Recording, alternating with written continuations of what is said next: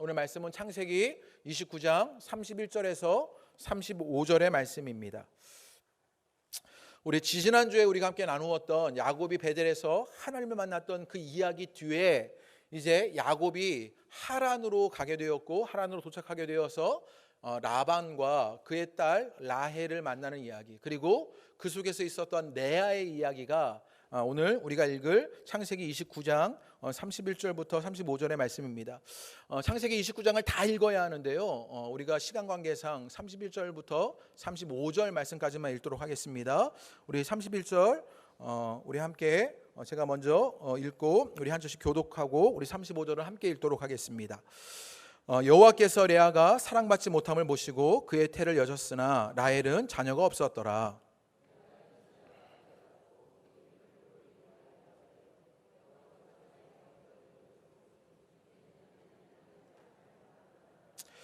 그가 다시 임신하여 아들을 낳고 이르되 여호와께서 내가 사랑받지 못함을 들으셨으므로 내게 아들도 주셨도다 하고 그의 이름을 시몬이라 하였으며,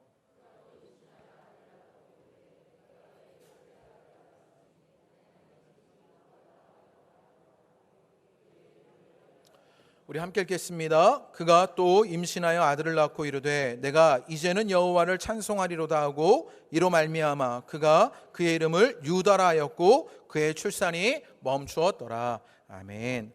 할렐루야. 할렐루야. 오늘 예배하시는 여러분 가운데 주님의 큰 은혜와 또 우리의 상처들이 치유되는 일들이 있게 되시기를 주님의 이름으로 축복합니다. 이제 가을이 돼서 만난 것만 같아요. 일주일이 지났는데 갑자기 여름에서 가을로 변한 것 같은데, 우리 그렇게 가을에 만난 옆에 계신 분들을 반갑습니다, 그렇게 한번 인사하겠습니다. 반갑습니다. 네, 반갑습니다. 네. 또 우리가 날마다 예배 때 하는 어색한 인사 하려고 하는데요, 오늘은 어떻게 인사하시냐면 당신이 옳습니다 이렇게 한번 인사하시죠. 당신이 옳습니다. 당신이 옳습니다. 우리 서로를 인정하면서 당신이 옳습니다 그렇게 인사하겠습니다. 상처 치유 시리즈 세 번째 이야기로 창조의 경험들, 레아의 이야기를 통해서 상처가 치유되는 이야기를 함께 나누려고 합니다. 말씀을 나누기 전에 시 하나를 함께 나누려고 하는데요, 사랑보다 깊은 상처라는 시입니다. 오랫동안 기다려왔어. 내가 원한 너였기에 슬픔을 감추며 널 보내줬었지. 날 속여가면서 찾고 싶었는지 몰라. 너의 눈물 속에 내 모습 아직까지 남아있어. 추억을 버리긴 너무나 아쉬워. 난 너를 기억해. 이제 말할게. 나의 오랜 기다림.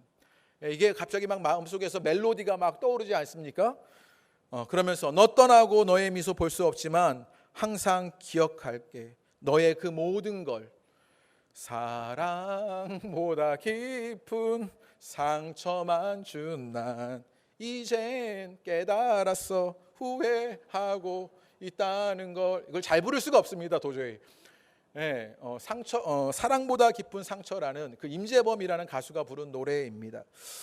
이 가사에 보면 가슴을 후벼 파는 가사가 있어요. 사랑을 했는데 너의 눈물 속에 내 모습 아직까지 남아있다고요.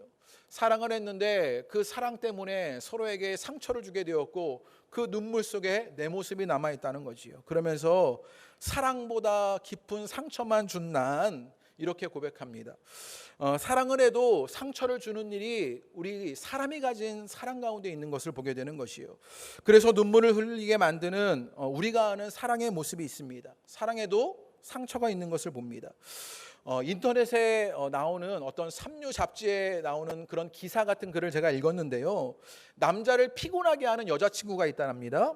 첫 번째는 무엇이냐면 남자친구가 만물 박사이길 바라는 여자가 남자를 피곤하게 하는 여자친구랍니다. 야, 능력이 있어서요 모든 걸 다 해줄 것 같은 그런 남자를 바라는 여자친구가 피곤하고요, 또 화냈을 때 대화를 거부하는 여자친구가 남자를 피곤하게 하는 그런 여자친구랍니다. 요게 중요했는데요, 세 번째로 끊임없이 딴 남자와 비교하는 여자가 남자친구를 피곤하게 하는 여자친구랍니다. 내 친구는 남자친구가 가방 사줬는데 내 친구는 해외여행 가던데 이렇게 비교하는 여자친구요. 또 다른 남자들은 여자친구한테 양보해주고 져준다는데 오빠는 왜 나한테 맨날 이기려고 그래? 그러면서요 나와 다른 남자들을 비교하는 이 여자친구들이 피곤하답니다. 또 차이기 쉬운 여자들도 있다는데요, 다른 남자와 비교하는 여자랍니다. 비록 그것이 좋은 것이라도요, 전 남친에 비해서 네가 훨씬 멋져 이렇게 얘기하지만 칭찬일지라도 남자들한테는 이게 굉장히 어려운 일이래요. 그래서 다음에는 내가 그런 남자가 되겠거나 이렇게 생각하는 위기감을 만드는 것이 비교하는 여자의 심리 가운데 있어서 남자들이 그렇게 겁내한답니다. 또 차이기 쉬운 여자의 특징이 있는데요, 그의 환심만 사려고 하는 거예요. 그의 마음만 끊임없이 사려고 하는 그런 여자친구들은요, 차이기가 쉽답니다. 또 작은 것에도 질투하는 그런 여자친구들이요, 사랑에 목말라서 끊임없이 작은 것에서 질투하고 시샘하는 그런 여자친구는요, 차이기가 어렵대요. 여성분들에게 조금 죄송한 기사이지만 제가 무엇 말하려고 하느냐, 끊임없이 비교하고 그것에 목말라하는 그런 모습들이 있는 것을 보게 되는 것이에요. 그래서 사랑하면서 상처를 주기도 하고요, 그렇게 비교하기도 하고요, 끊임없이 질투하기도 하는 일들이 일어나면서 그런 상처들을 치유하는 병원이 있답니다. 유치한 그런 기사였는데 그 병원이 뭐냐면요, 취하는 병원이랍니다. 알코올이 소독하는 기능이 있듯이, 그래서 알코올에 의존해서 취해버리면 그 상처를 잊게 되는 그런 취하는 병원이 있고요, 또 사람 병원이 있답니다. 많은 사람들과 함께하게 되면서 그 상처를 잊어버리려고 하는 사람 병원이 있고요, 또 사랑 병원이 있답니다. 상처를 잊기 위해서 또 다른 사랑을 시작하는 것이지요. 그런데 결국에는 그 사랑을 잊으려고 했던 사랑은 그 상대방에게 상처를 주는 일을 또 하게 되는 그런 아픈 사랑을 하게 되더라는 것이지요. 마지막으로 시간 병원이 있답니다. 그래서 상처를 잊으려고 그 시간 속에 흘려보내는 일이지요. 그런데 그렇게 상처를 잊으려고 할 때마다 상처를 잊으려고 발버둥 쳐도 계속 아프게 되는 일들이 사람을 가진 사랑 속에 얻게 되는 상처의 모습이랍니다. 사람이 하는 사랑에는요, 상처가 있고 사랑하는 관계에서도 비교하게 되는 일들이 있고요, 그것으로 열등감을 느끼기도 하고요, 소외감을 느끼면서 끊임없이 사랑에 목말라 하는 것이 사람의 상처입니다. 그래서 잊어보려고 취하기도 하고요, 사람으로 그것을 만족하려고 하고요, 다른 사랑을 찾기도 하고요, 시간으로 치유하려고 하지만 치유되지 않는 일들이 일어나게 되는 것이에요. 오늘 상처받은 한 사람의 이야기를 하려고 하는데, 상처받은 한 사람의 이야기, 레아의 이야기를 하려고 합니다. 사랑에 상처받고 소외됐고 또 비교되어서 사랑에 목말라하는 레아가 치유되는 이야기가 오늘 창세기 29장의 말씀 속에 담겨져 있습니다. 그러면 오늘 말씀 속에서 어떻게 치유되고 어떤 상처를 받았는지를 함께 나눠보면요, 오늘 29장은요, 우리가 2주 전에 나누었던 야곱의 이야기, 베델에서 하나님을 만나 야곱의 상처가 치유되는 이야기 그 뒤에 나오는 이야기입니다.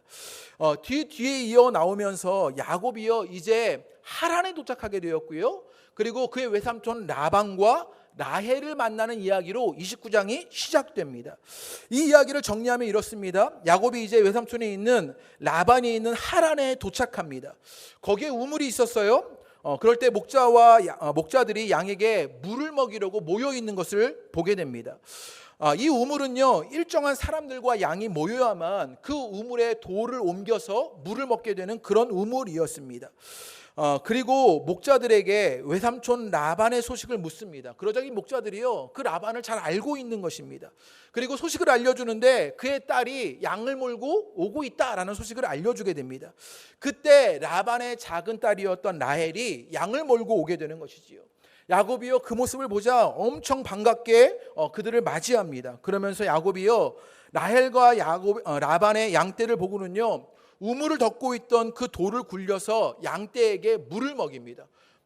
왠지 모르게 야곱이요, 오버하고 있는 것이지요. 거기는 일정 사람이 모여야만, 일정 수가 되어야만 물을 먹일 수 있는데요, 이 라반의 양떼와 라헬이 오는 것을 보자 막 야곱이 흥분했나 봐요. 그래가지고요, 그 돌을 혼자 막 옮겨가지고요, 물을 먹이고 있는 모습이 29장에 설명됩니다. 그리고는요, 라헬에게 입 맞춥니다. 그리고 기쁜 소리를 울면서 자신을 알리고 있습니다. 이것도 희한해요.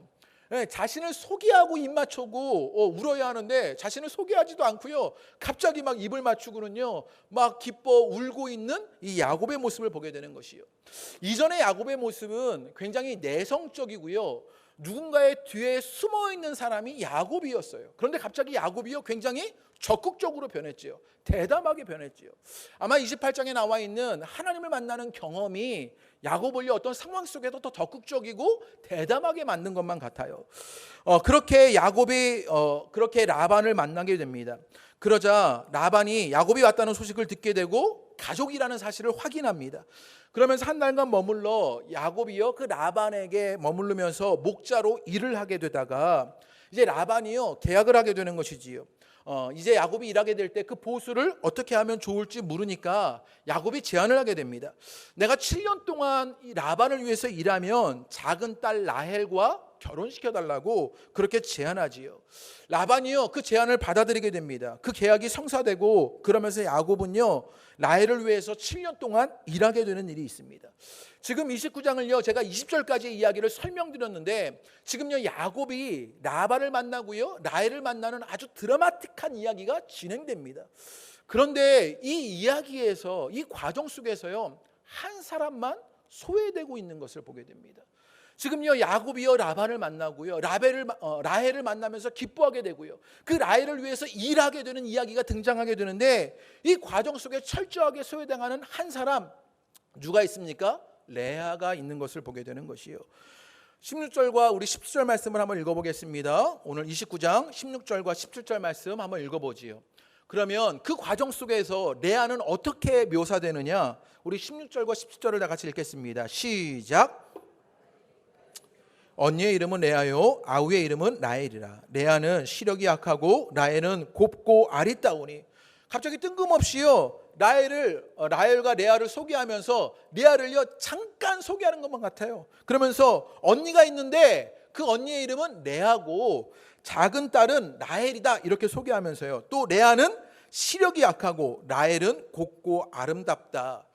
20절까지의 이야기에서 레아의 존재감은요 아주 미약합니다. 라반의 두 딸을 소개하면서도요 그 모습을 알려주는데 그저 그 이름은 레아다, 그는 시력이 약하다, 이게 끝이에요. 이 이야기에서 그저 레아는요 조연의 역할만 하고 있습니다. 만약 연극으로 했다면요, 그래서 대본을 받았다면요 레아가 받은 역할은요 언니 1 뭐 이런 정도의 그런 역할이 되었던 것이지요. 이 이야기 속에서 29장에서 레아는요 아주 희미한 그림자 같은 존재가 되어집니다. 이 모든 과정에서 이 이야기 속에서요 레아는요 무시되고 방치되어져 가는 것만 같은 것이지요. 야곱이 라반의 집에 등장할 때부터 레아는요 그 존재가 희미해지기 시작합니다. 어떤 일들이 그래서 레아에게 일어나느냐, 자기가 소멸되는 일이 일어나는 것이지요. 자신은 그저 방치되고 자신은 소외당하는 일들이 일어나게 되는 것이요. 여러분, 존재가 소외당하고 무시되어서 방치되는 상처가 얼마나 큰지 모릅니다. 우리는 이런 일을 겪으면요 그래서 크게 분노하지요. 만약에 오늘 예배가 끝나고요 옆에 있는 분에게 인사하셨는데 옆 사람이 내 인사를 받지 않고 그냥 쓱 지나가 버리는 거예요. 그러면요 마음속에 막 분노가 일어나요. 교회니까 싸우지 못하지만 마음에 분노가 일어나서요 다른 집사님한테 전화 걸어가지고요 저 집사 왜 그런데 이러면서요 막 욕하게 되는 일들이 우리에게 있지 않습니까? 무엇인가 말을 걸었는데요, 밥 먹다 말을 걸었는데요 내 말을 듣지 않고 말을 씹어버리는 거예요. 이 격렬한 표현을 쓰게 되는, 말을 씹는 것이요. 그래서 내 말을 들어주지 않으면 마음에 분노가 일어나는 것, 존재가 소외당하고 무시되고 방치되는 것이요 얼마나 큰 분노와 상처를 일으키는가 우리는 너무나 잘 알지 않습니까? 지금 이 라반과 야곱이 만나는, 또 라헬과 야곱이 만나는 이 이야기에서 레아는요 철저하게 소외됩니다. 그래서 레아가 겪는 상처는요 자신이 지워지는 상처입니다. 야곱에게서 지워지고요, 아버지 라반에게서 지워지고요, 동생 라헬에게서 자신이 지워집니다. 소외당하고 방치되고 자기가 소멸되는 아픔을 지금 레아가 겪고 있는 것을 보게 되는 것이요. 당신이 옳다라는 정신과 의사인 정혜신이라는 의사 선생님이 쓴 책이 있습니다. 이 책을 여러분에게 꼭 추천해 드리고 싶어요. 특별히 상처 치유 시리즈를 할 때 이 책을 꼭 읽으시면 좋을 것 같아요. 이 책에 보면 이런 내용이 있는데요, 예전에는 고독사 문제가 노인들만의 문제였답니다. 그런데 몇 해 전부터 청년 고독사의 문제가 사회 문제로 대두되기 시작했답니다. 보살핌을 받지 못하고 방치되는 청년 고독사가 일어나기 시작한 것입니다. 청년 고독사 1위 지역이 예전에는요 고시촌 밀집 지역이었던 관악구였는데 지금은요 강남구로 변했답니다. 그러니까 강남구에서 청년 고독사가 제일 많다라는 것이지요. 이 강남구에는요, 대부분 원룸촌에 청년들이 살게 되는데 보통 강남의 번화가는 아주 시끄럽지 않습니까? 그런데 이 원룸촌에는요, 아주 놀랄 만큼 조용하답니다. 이게 무엇에 비유되냐면 옛날에 식모살이하는 어린 소녀들이 있지 않았습니까? 옛날에 30년 40년 전에 가난할 때 시골에서 올라와서요, 부잣집에 식모살이하면서 그렇게 고향에 돈 붙여주던 그런 식모살이하던 그런 언니들, 그런 소녀들이 있었지요. 낮에는 몸이 부서져라 일하다가 밤에는요, 문간방으로 들어가게 되는 것이지요. 그러면서 쥐죽은 듯 없는 사람처럼 살아야 하는 그런 어린 소녀들이 있던 시절이 있습니다. 그런데 요즘 청년들이요, 그렇다는 거예요. 강남의 그 번화가에서 낮에는요, 부잣집에서 일한 것처럼 열심히 일하다가 밤만 되면요, 그 원룸으로 들어가 자신의 존재를 숨기며 쥐죽은 듯 살아야 하는 것이지요. 그러면서 자기의 존재가 지워지게 되더라는 거예요. 그러면서 그들에게 일어나고 있는 일이 무엇이냐? 그들이 보살핌을 받지 못하고 방치되는 그 고독사의 문제를 겪게 되는 것이요. 자기의 존재가 지워져 가고 죽어가는 일들이 이 청년 가운데 일어나고 있는 시대의 아픔을 보게 되는 것이요. 자신이 지워지는 아픔이 있는 시대입니다. 지금 레아가 겪고 있는 것은요, 그런 자신이 지워지는 아픔입니다. 그런데 이 레아의 모습에서 우리들의 모습도 발견하게 되는 것이지요. 가정에서 내가 남편이고 내가 아버지인데 내가 그림자 같은 것입니다. 그 가정의 누구도 아내도 아이들도요, 내 존재를 인정해주지 않는 것이지요. 내가 소외당하고 방치되는 것만 같습니다. 이게 남편들만의 문제겠습니까? 아내들도 그렇습니다. 가정을 지키려고 열심히 일을 하고 살림도 하는데 내 이름은 불려지는 데가 없습니다. 나는 점점 사라져가는 것만 같은 것이지요. 내가 지워지는 아픔을 겪게 되는 것이요. 이것이 우리가 일하는 직장에서도 일어나는 일입니다. 아무도 나를 알아주지 않는 것입니다. 나를 주목해주지 않아요. 그저 나는 소모품만 같은 것이지요.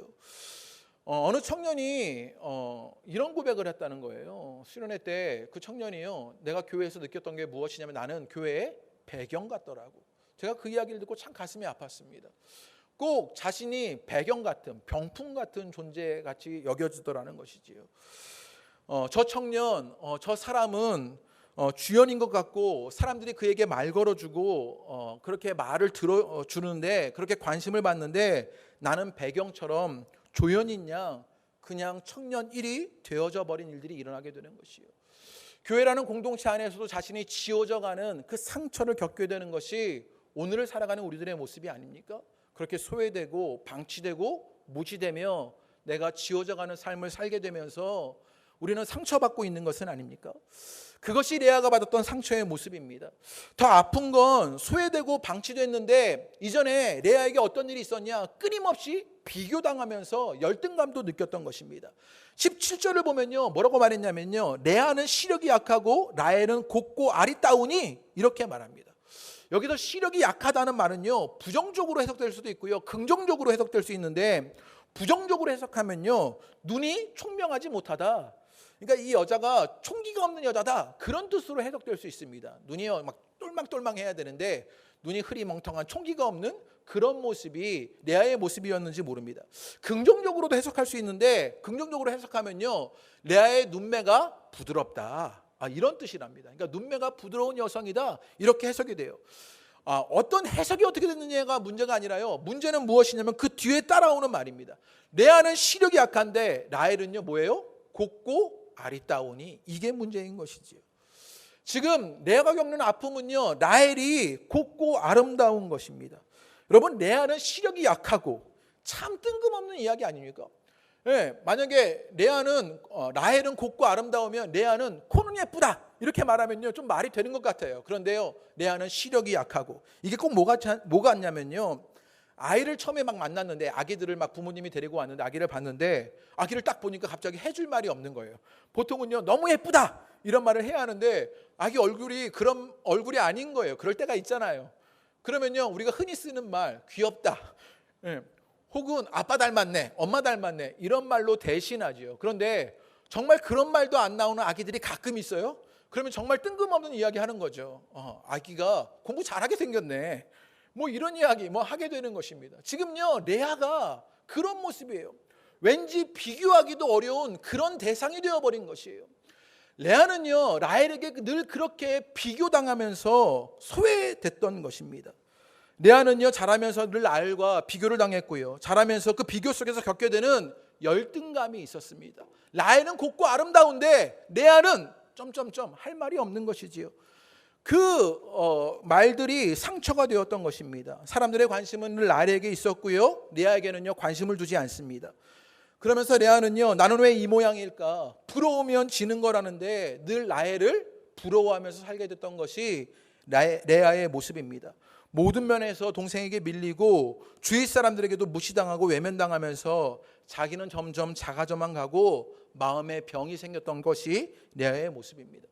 우리도 이 땅에서 이런 비교들을 겪지 않습니까? 우리는요 이 시대에 숫자로 비교를 당합니다. 연봉이 얼마냐, 몇 평에 사느냐, 차는 몇 cc짜리를 끌고 다니느냐, 나이는 몇 살이냐, 몸무게는 얼마냐, 학교는 어디 나왔냐, 자녀들은 성공했냐, 이런 비교들 때문에 늘 열등감에 시달리는 것 아닙니까? 그래서 늘 내가 작아집니다. 마음에 병들고요, 그 마음의 병은요 나를 쉽게 분노하게 만들고요, 때로는 다른 이들을 공격하게 만듭니다. 그래서 내 마음의 병을 보상받고 싶어하는 것이지요. 더 슬픈 건요 18절인데 그 18절의 시작에 뭐라고 말하냐면요, 야곱이 라헬을 더 사랑함으로. 갑자기 등장한 이 남자 야곱이요 누구를 더 사랑합니까? 라헬만을 사랑합니다. 라헬과 늘 비교당했는데 갑자기 나타난 이 야곱마저도 라헬만을 사랑하게 되는 것이지요. 상처 입은 레아에게 더 힘겨운 이야기가 그 뒤에 나타나게 되는데요, 이제 야곱이 라헬을 위해서 7년간 일하게 되었습니다. 그리고 이제 결혼식이 열리게 된 거예요. 결혼식이 열리고 첫날 밤을 보내게 되는데 이 외삼촌 라반이요 라헬이 아니라 레아를 신방에 들여보내게 됩니다.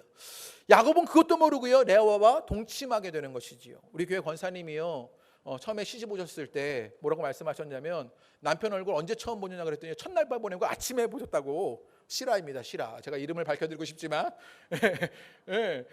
첫날 밤 보내고 남편 얼굴 아침에 처음 봤다고 그렇게 얘기하시는 거예요. 지금요 야곱이 그런 걸 겪은 거예요.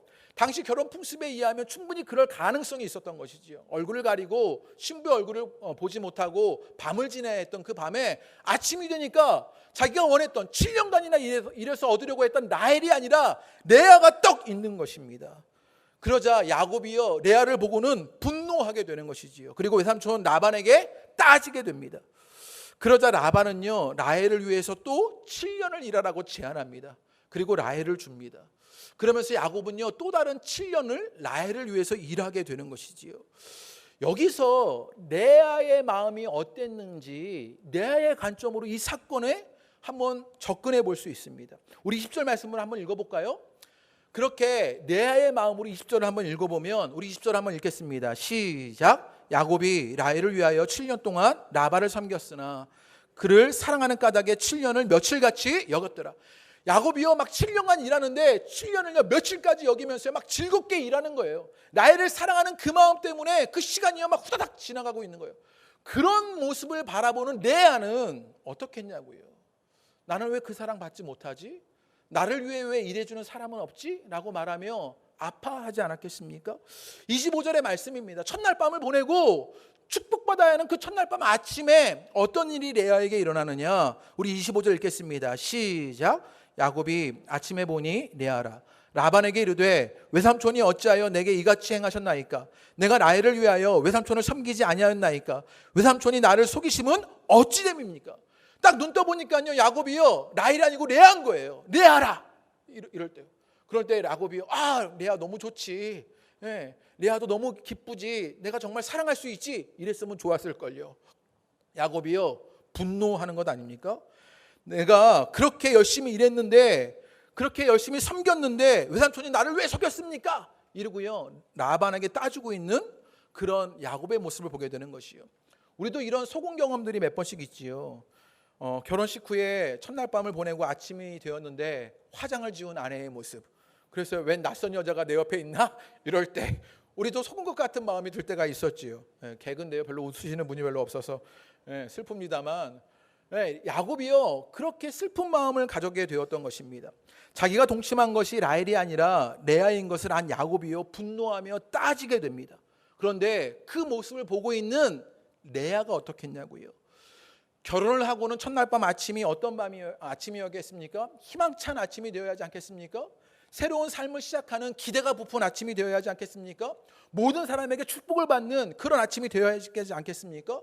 그런데 야곱은요, 자기 아버지 라반에게 따지고 가버리고 없고요, 라헬은요 상처를 받아서 도망가 버리고 없고요, 홀로 외로이 있습니다. 상처 속에 있는 이 레아의 모습이요, 그 마음 속에 아버지를 원망하는 마음이 있고요, 라헬을 향한 미안한 마음이 있었을 것이고요, 야곱에게 어쩌지 못하는 막막함을 가지고 있는 이 레아의 아침이 너무 비참한 것이지요. 이 비참함의 원인이 어디에 있었나? 사랑받지 못했던 것입니다. 우리 30절 말씀 한번 읽어보겠습니다. 우리 30절. 이 레아가 야곱의 사랑을 받지 못했던 것 때문에 그 아침마저 비참해진 것이지. 우리 30절 읽겠습니다. 시작. 야곱이 또한 라헬에게로 들어갔고 그가 레아보다 라헬을 더 사랑하여 다시 7년 동안 라반을 섬겼더라. 야곱이요, 레아를 이제 아내로 맞이하였는데 그 야곱이요, 어떻게 다시 살아가냐면 다시 라헬을 얻기 위해서 7년을 일하고 있는 것이에요. 이게 얼마나 레아에게 큰 슬픔이었겠습니까? 야곱이요 14년 동안 라헬을 위해서 일하는 그 14년 동안 레아는 어떤 것을 겪었을까요? 야곱의 그 처음 7년 동안 레아는요, 가질 수 없는 사랑을 가지려는 목마름을 가졌을 것입니다. 내가 갖고 싶은데 그거 도저히 가질 수 없었던 것이지요. 그리고 결혼한 후에 다시 라헬을 위해서 7년간 일하는 야곱의 모습을 보는 레아는 그 가진 것을 누리지 못하는 것이지요. 내 남편이 되었지만 내 남편이 아닌 것입니다. 내 것이 될 수 없는 야곱, 내 것이 되었지만 실제로 누리지 못하는 그 야곱. 그래서 레아는요, 사랑에 목마른 상처를 갖고 있습니다. 채워지지 않는 공허함을 갖고 있습니다. 그것이 레아를 지배하고 있는 것을 보게 되는 것이에요. 지금 레아가 겪고 있는 결핍은 무엇이냐, 상처는 무엇이냐? 가지고 싶지만 가질 수 없는 목마름입니다. 그리고 또 가졌지만 누리지 못하는 것으로 인해서 끝없이 갈급해하는 그것이 레아의 현실입니다. 그리고 이 레아의 현실이 어쩌면 우리의 현실이다라고 말하는 것이죠. 가질 수 없는 것을 가지려고 끊임없이 갈구하는 것, 또 가졌지만 그것을 누리지 못하면서 끊임없이 갈구하고 있는 우리들의 모습을 보게 되는 것이에요. 여러분, 처음에 결혼해서 첫 아파트를 살게 되면요, 신혼의 단꿈에 막 젖어가지고요, 우리만의 보금자리가 너무 행복하고 좋은 것이죠. 야, 우리만의 이 보금자리 너무 행복하고 좋다. 그런데요, 몇 년이 지나면 너무 좁은 것 같은데 이사해야겠다, 그런 생각이 들지요. 그래서 좀 더 큰 아파트로 이사하게 됩니다. 그래서 평수를 늘려서 가면 이 평수를 늘린 것이 더 너무 좋은 것이지요. 그런데 또 살다가 보면 이제 이사 안 다니고 내 집에 살았으면 좋겠다, 이런 생각이 드는 거예요. 그래서 내 집을 구해서 은행에 대출을 받고 열심히 일해서 그 대출을 갚으면서 자기 집을 얻게 되는 것이지요. 자기 집을 얻은 첫날 밤 감격들이 있지 않으셨습니까?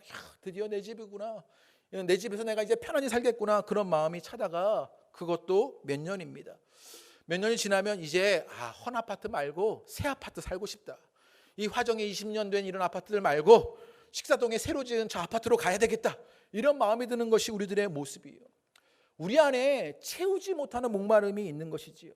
아이들에게도 그렇지 않습니까? 아이들이 처음에 뱃속에 있을 때는요, 부모 마음에 어떤 마음이 드냐면 손가락 발가락만 다 있으면 좋겠다, 이런 생각합니다. 그래서 아이들이 나면요, 막 손가락 다 있나 발가락 다 있나 막 세보는 것이지요.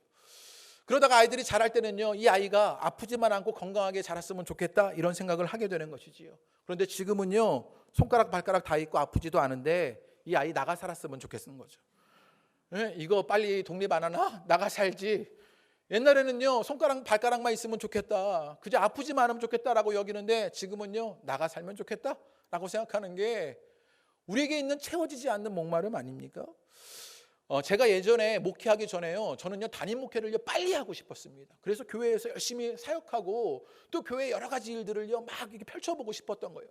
그런 기대감에 담임 목회를 빨리 하고 싶었고요, 어쩌다 보니까 담임 목회를 조금 빨리 하게 되었는데, 빨리 하고 나니까 누가 부럽냐면요, 부목사님들이 부러운 거예요.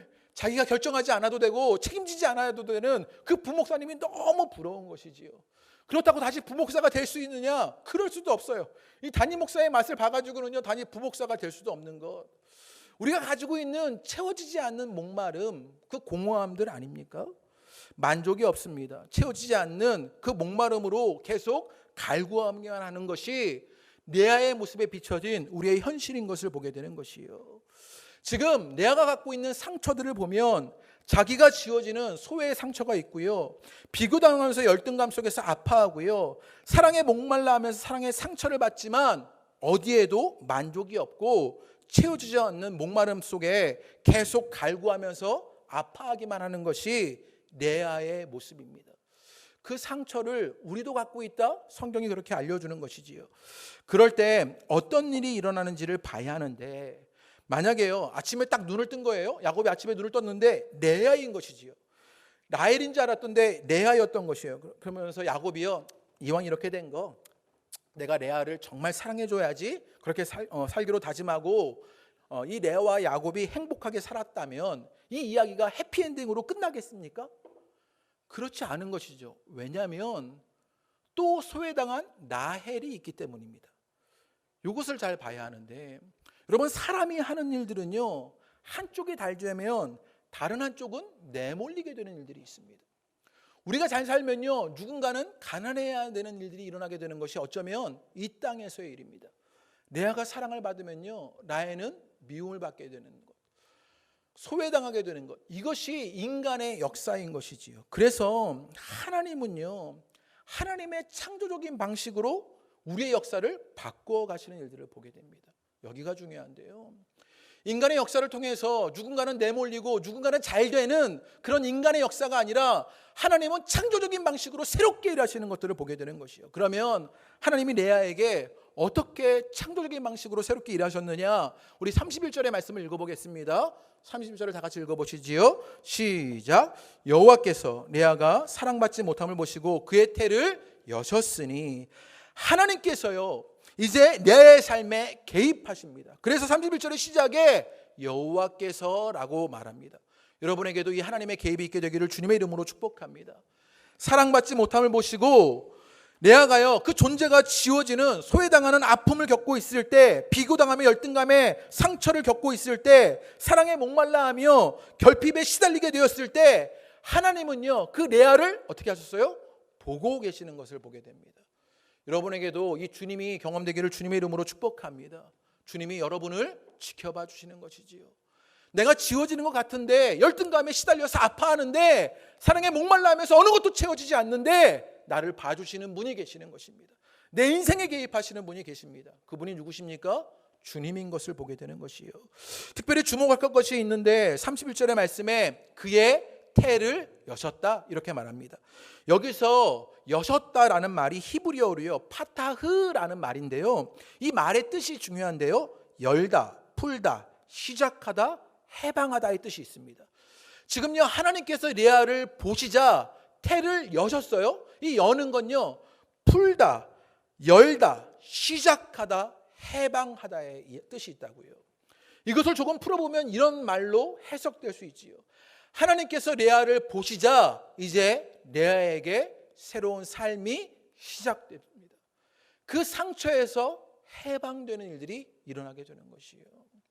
오늘 여러분을 봐주시는 그 주님으로 인하여 여러분에게 새로운 삶이 시작되기를 주님의 이름으로 축복합니다.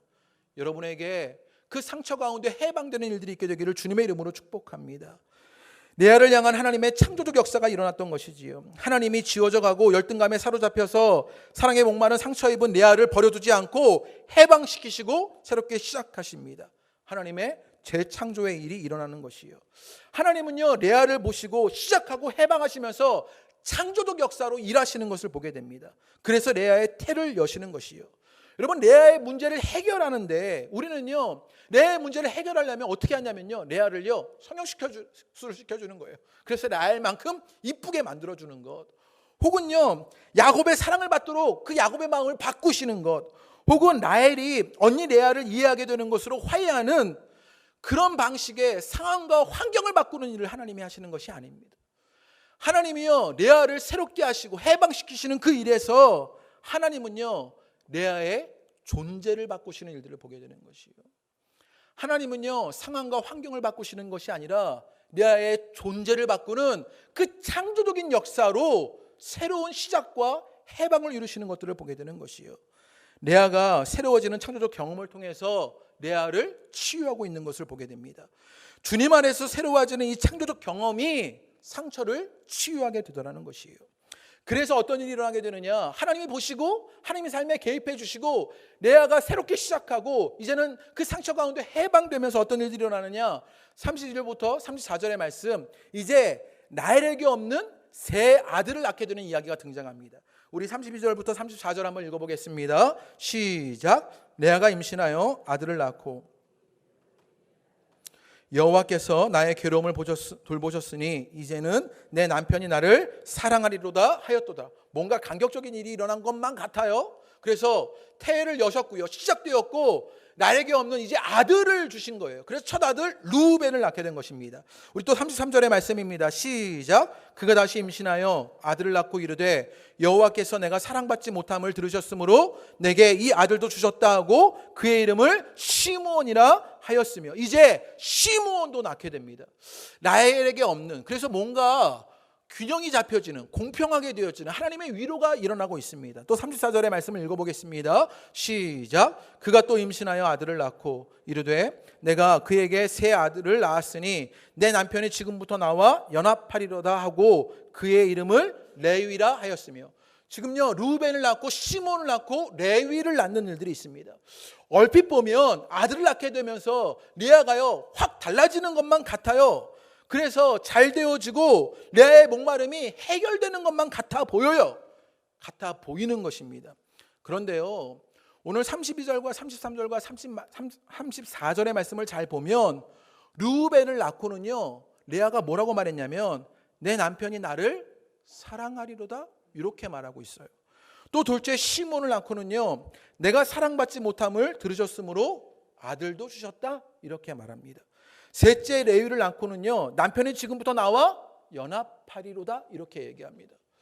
결과적으로는 아들을 낳아서 뭔가 보상받은 것 같고 뭔가 공평하게 균형이 이루어진 것만 같은데, 레아는요 끊임없이 무엇하고 있느냐, 그 아들들을 통해서 누구의 사랑을 얻으려고 해요?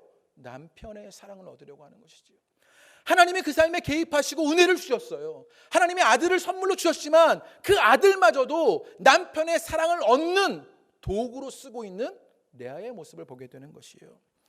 지금 레아는요 하나님이 보시고 새롭게 시작하는 은혜를 누리는데 그렇게 얻게 된 아들들을 어디로 끌고 가고 있느냐, 남편의 사랑을 받기 위한 수단으로 끌고 갑니다.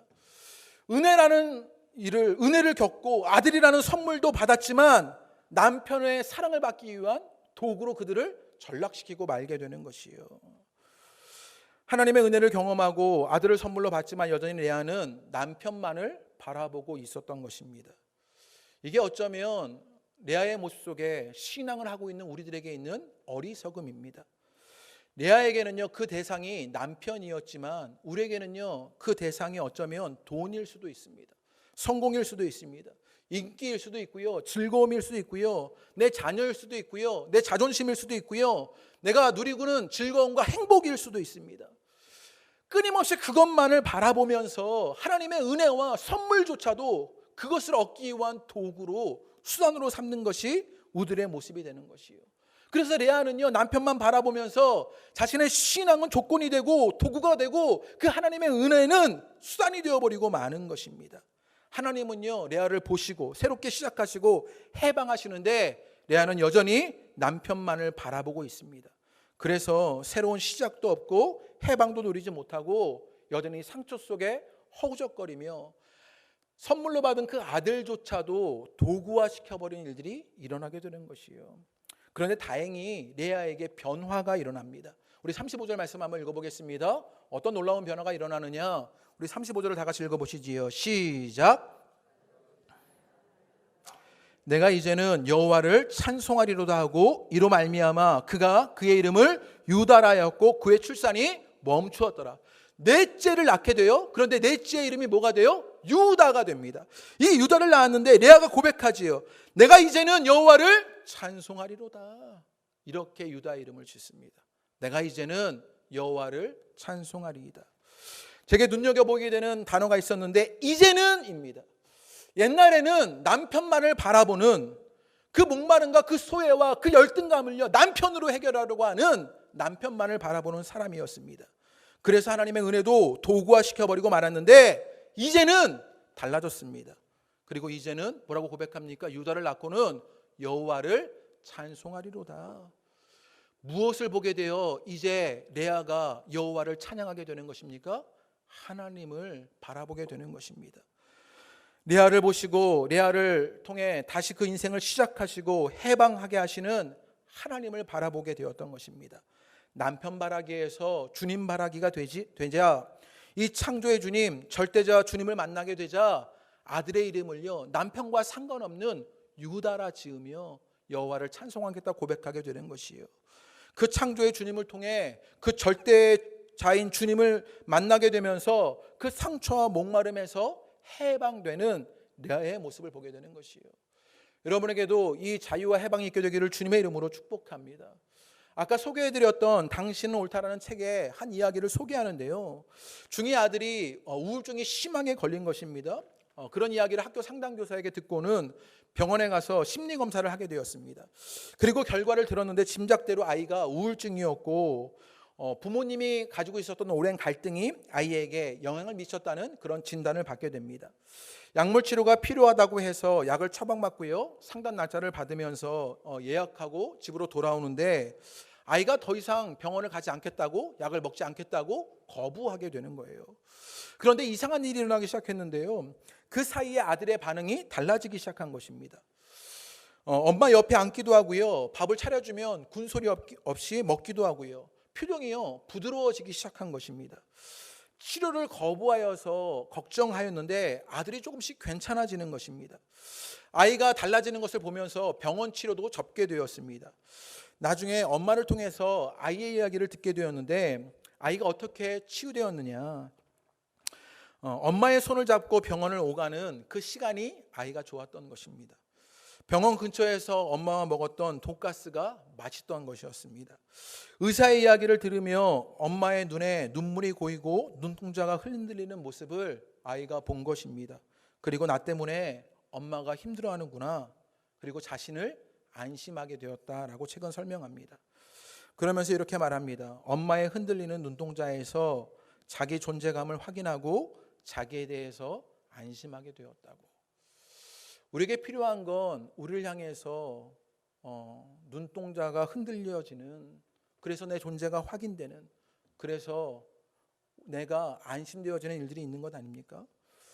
우리가 우리에 대해서 안심할 수 있는 것은요, 내가 예뻐져서가 아닙니다. 내가 성공하고 내가 잘되고 내가 잘나서가 아닙니다. 상황과 환경이 변해서가 아니라 나를 위해 독생자 예수 그리스도를 보내신 그 하나님의 사랑을 알 때입니다. 나를 위해 십자가의 고난을 또 죽음을 주저하지 않으신 그 예수 그리스도의 사랑을 알 때입니다. 그리고 지금도 하나님 우편에서 우리를 향해 기도하시는 그 주님의 사랑을 누릴 때입니다. 어머니의 그 흔들리는 눈동자 속에서 아들은요 자신의 존재를 확인하고 안심할 수 있었던 것처럼 우리는 주님의 마음에서, 그 십자가의 사랑에서, 우리를 향해 오늘도 기도하시는 그 음성 속에서 우리의 존재를 확인하고 안심할 수 있게 되는 것이요, 오늘 상처 입은 여러분 가운데 그 주님으로 안심하게 되는 일들이 일어나게 되기를 주님의 이름으로 축복합니다. 레아는요 남편 바라기에서 이제 주님을 보기 시작합니다. 주님을 알기 시작합니다. 자신을 보시고 새롭게 하시는, 그리고 해방하시는 그 주님의 흔들리는 눈동자에서 자신의 존재가 확인되자 예쁘지 않아도 괜찮았습니다.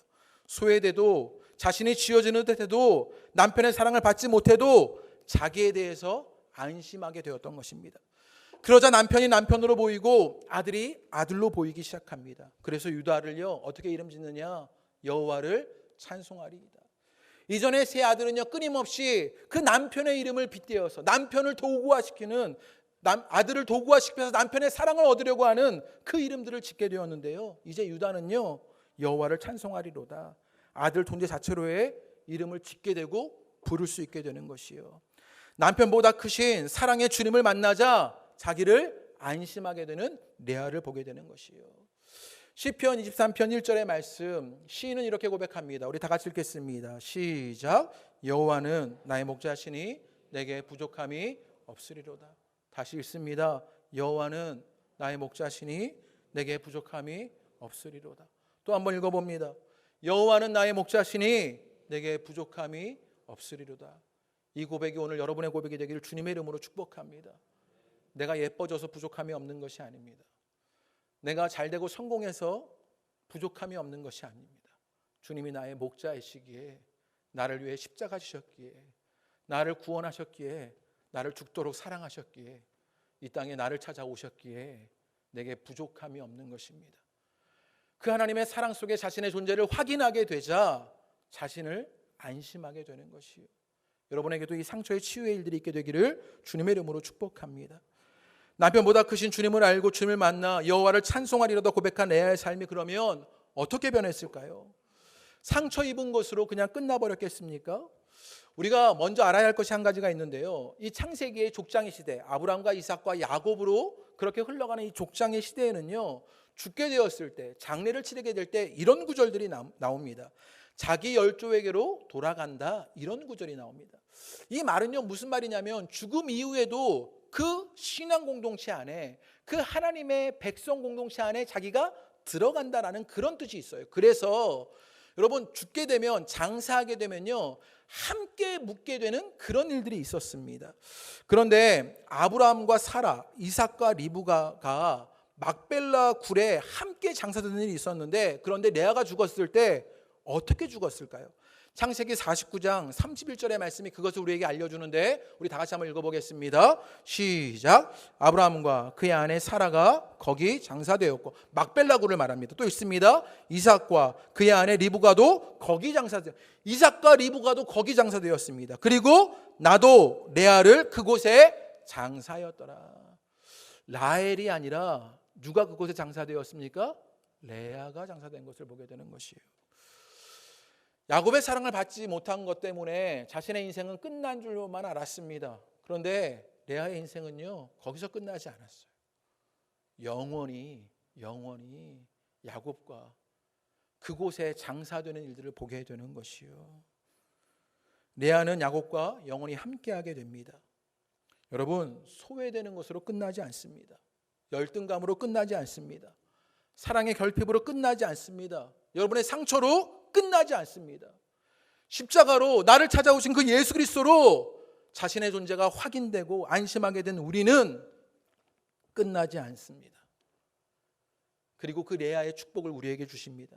우리가 너무나 잘 알듯이 넷째 아들 유다로부터 유다 지파가 생겨나게 되고요, 그 유다 지파에서 다윗 왕이 태어납니다. 그리고 예수 그리스도가 나십니다. 이게 얼마나 놀라운 주의 축복입니까? 여호와를 찬송하리로다. 상처 속에 그 주님을 바라보고 주님을 알게 되자 이제 그 아들을 통하여서 주님의 역사가 흘러가고 이어져 가게 되는 것을 보게 되는 것이에요. 오늘 말씀을 듣는 여러분 가운데도 그 은혜가 있게 되시기를 주님의 이름으로 축복합니다. 조금 길어지지만 이 말씀을 마지막으로 말씀을 마치려고 합니다. 사형수 이중사의 이야기인데요, 김영석 선생님의 100년을 살다 보니라는 책에 나오는 이야기입니다. 고아였던 한 청년이 있었습니다. 이 청년이 18살이 되자 고아원을 나와야만 했던 것이죠. 그런데 갈 데가 없습니다. 아무도 받아주는 곳이 없습니다. 그래서 군에 입대하게 됩니다. 군에 있어 보니 군에 입대하는 것이 그 삶을 더 지탱시켜주는 것 같아 군에 머물게 되었습니다. 그러면서 중사라는 계급까지 오르게 되었지요. 그런데 중사라는 계급을 달아도 저질스러운 자신의 삶과 울적함을요, 어쩌지 못하는 것이지요. 휴가 때도 갈 곳이 없고요, 군에 사귄 친구들도 때가 되면 모두 자기 부모와 형제가 있는 곳으로 가버리고 맙니다.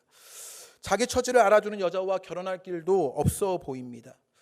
그러자 사회에 대한 원망과 반항심이 점점 커져만 갔습니다. 어느 날 훈련을 하다가 수류탄 2개를 훔쳐 나오게 됩니다.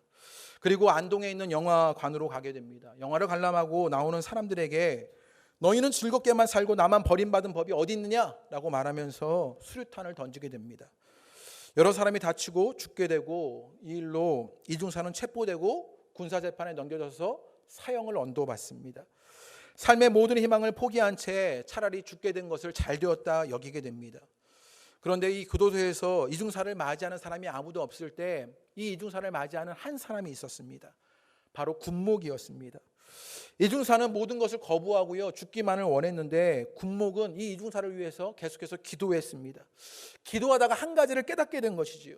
무엇이 이중사를 이렇게 만들었을까를 고민하게 되다가 기도로 깨닫게 된 것입니다. 이중사도 누군가의 사랑을 받았다면, 또 사랑하는 사람이 있었다면 저런 큰 잘못을 저지르지 않았을 것이다. 이중사에게 없었던 것은요, 사랑이었던 것이지요. 그러면서 이 이중사를 사랑해 주지 못한 죄가 모두의 책임이라는 것을 이 군목이 깨달았습니다. 이 이중사의 사용도 우리의 죄값이라는 것을 고백하게 됩니다. 사랑하지 못한 우리의 모두의 책임이라고 여기게 되면서 군목은요, 어렵게 이중사와의 만남을 갖습니다. 그리고 이 이야기를 알려줍니다. 그리고 이중사에게 용서를 빕니다. 네가 이렇게 된 것은 우리 모두의 잘못이다. 우리가 너를 사랑해 주지 않아서다. 이중사도 울며 사랑을 하고 사랑을 받았다면 이러지 않을 것이라고 눈물을 흘리게 됩니다. 이제 이중사는 마음을 열게 됩니다. 그리고 이 군목이 이중사를 사랑하시는 하나님을 소개합니다. 그리고 이중사의 사형이 집행될 때 이중사는요, 자신도 한 번은 누군가를 사랑하고 싶다며 자신의 신체를 기증하기로 합니다. 그런데 군대에서 사형이 집행될 때 총살로 사형이 집행되면서 아무 장기도 쓸 수 없는 것이지요. 그래서 그 눈만을 기증하게 됩니다. 그리고 그 눈을 기증하면서 군인관에게 유언을 남기는데, 제가 못하고 가는 그 사랑을 대신 베풀어 달라고, 그렇게 전해달라고 유언을 남깁니다. 그러면서 이 책에서는요, 이렇게 얘기합니다. 사랑이 구원의 길이다.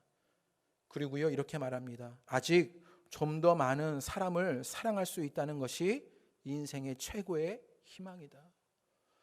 좀 더 많은 사람을 사랑할 수 있는 것이 우리에게 있는 최고의 희망입니다. 이 사랑의 일이 여러분에게 일어나게 되기를 주님의 이름으로 축복합니다. 말씀을 마치려고 합니다. 자신이 쥐어져가는 소외당하는 일을 겪고 계시는 것은 아닙니까? 비교당하며 열등감 속에서 힘겨워하고 계시는 것은 아닙니까? 채워지지 않는 목마름 속에서 그 공허함들을 채우려고 발버둥 치고 계시는 것은 아닙니까? 그럴 때 우리가 기억해야 할 것이 있습니다. 하나님이 보고 계십니다. 그리고 하나님이요, 시작하여 주십니다. 그 상처에서 해방하게 하십니다. 그런데 어리석은 우리는요, 그 은혜조차도, 그 사랑의 선물조차도 도구로 여기며 끊임없이 내가 얻고 싶은 그것만을 바라보는 것이 우리들의 어리석음입니다. 그럴 때 누구를 봐야 합니까? 이제 나를 위해 십자가 지신 예수 그리스도를 봐야 합니다. 나를 위해 이 땅에 오신 그 예수 그리스도를 만나야 합니다. 그 주님으로 우리의 존재가 확인되고 나를 안심할 수 있게 되는 것이요, 그 상처의 치유가 여러분 가운데 일어나게 되기를 주님의 이름으로 축복합니다. 그러자 상처로 끝나지 않습니다. 축복으로 끝나는 그 인생을 보게 되는 것이요, 그 영원히 함께하는 주님의 축복이 오늘 여러분 삶에 있게 되기를 주님의 이름으로 축복합니다. 이렇게 찬양하시겠습니다. 우리 주 은혜의 힘을 함께 찬양하시면서 우리 가사를 기억하시고 말씀을 기억하시면서 우리 함께 찬양합니다.